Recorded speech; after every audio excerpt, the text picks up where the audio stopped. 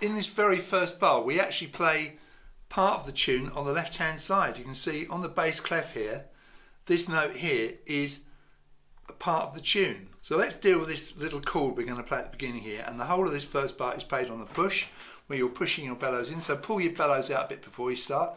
I always lean the right side of my instrument on my right leg and have my left side of the instrument free, but you can reverse that if you prefer. You can put your left side on your left leg and have the right side free, whatever works for you. But don't have it over your clothing, over your leg, because you'll wear your bellows out and you'll ruin your clothes as well. So this first little chord, we've got three notes. We've got G, and we've got B, and we've got D. Okay? G is button number 1, G row. Okay, so that's the middle row on this instrument. Little finger, fourth finger. Okay, and then the B is button number 4, second finger. Okay, and the D is button number 5, first finger. So you've got those three together. Now you notice they are quavers, so it's only half a beat, and the tune note is that top note, that D. Okay, so that's the note you're listening out for. And then you play two notes on the right hand side of the instrument, which are both B's, and they are button number 7. Remember, over this side it's 6, 7, 8, 9, 10, button 7.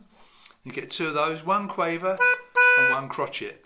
And the second half of the bar is exactly the same as the first half. So basically it sounds like this. The way you'd count that is 1 and 2, 3 and 4. And that's a really good start, isn't it? Nice and straightforward. Let's look at the second bar now, this one here. And you can see it starts with that chord, again, that we played in the first bar, and that B that we played as well, but they're all played together this time. So all 4 notes are played together. Then we have this note here, which is same button, but pulled out. So it was button 7, but this time we pull it to get the A, and then we go to the button below that, which is button 8, still pulling, finger 3 to get the note C, and then we come back to our good old B, which is, as you remember, button 7 on the push, finger 2, and then pull out for the final A, which is button 7 on the pull. And notice we've got 4 quavers and 1 minim. So how do we count that? We count it 1 and 2 and 3, 4. So that sounds like this.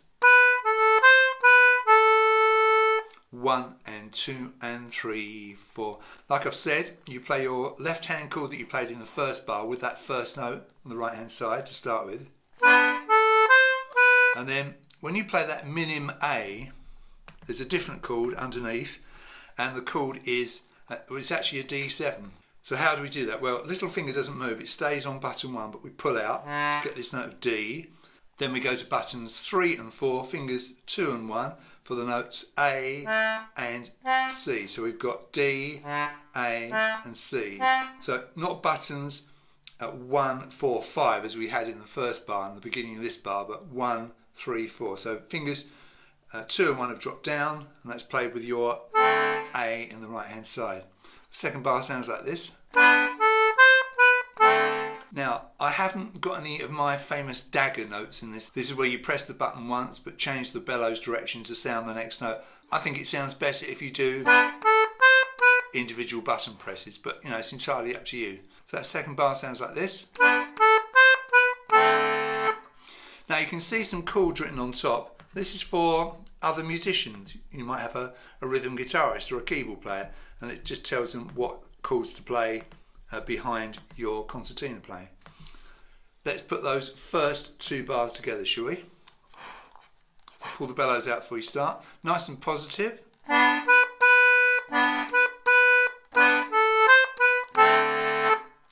And that's a nice start, isn't it?